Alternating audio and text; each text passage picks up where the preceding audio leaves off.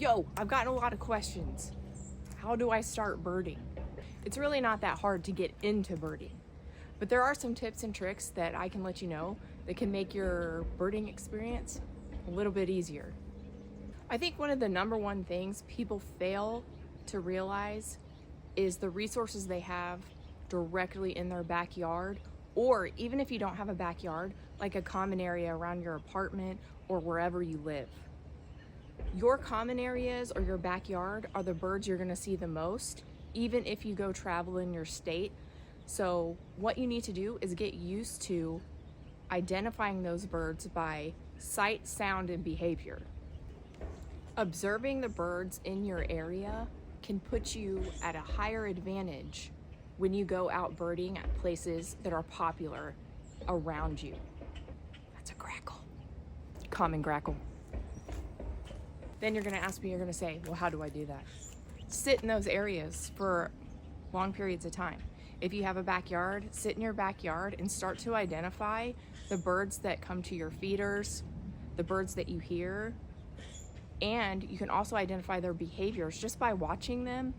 Aren't able to visually see the bird up close, just by its hopping or flying, you can usually tell what kind of bird it is. You also want to get a good bird guide for your area. So whatever, like a bird guide for your state, something that would directly identify or help you identify the birds that are in your backyard or your common space. There's other tools you can download on your phone, but my number one rule for those tools is trust but verify. Merlin Bird ID app is a great resource to let play and pick up all the bird sounds, but you also want to verify those sounds with the actual sighting of the bird. Sometimes if you can't exactly rule out that it was a mistake, and a lot of times it will recognize noises as birds that are extremely rare in your area. Doesn't necessarily mean they're there. I think that's an eastern bluebird. I have a lot of them right now. Keeping a list. Keeping a list is extremely important, I believe, for just your documentation or just as your journey as a birder, okay? So there is an app called eBird that you can actually start an eBird track and it will record the birds you input into it.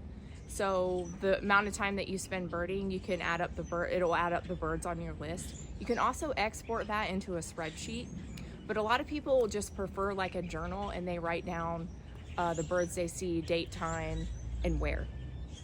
That is all personal preference and that's your choice. I prefer to use eBird to keep my list. I really like it. It's an easy to use app. A lot of people ask about equipment. I have a camera.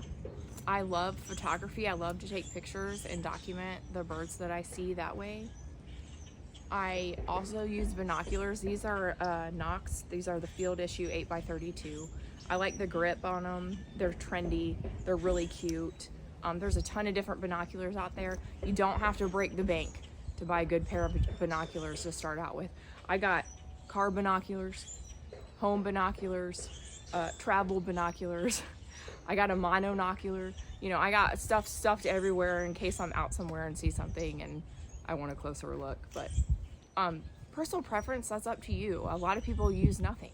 Some people just use the binoculars. They don't have a camera. Others, of course, use both. So that is totally personal preference. Don't let anybody tell you have to do one thing or the other. Completely up to you. So just to recap, just some simple things to start birding.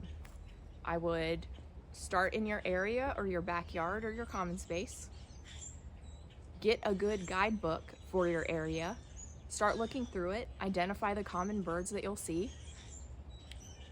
Keep a list. And again, personal preference, whatever thing you want to use to keep that list. And buy a pair of binoculars or don't. Binoculars are really useful though. So any questions, let me know in the comments and give me a follow.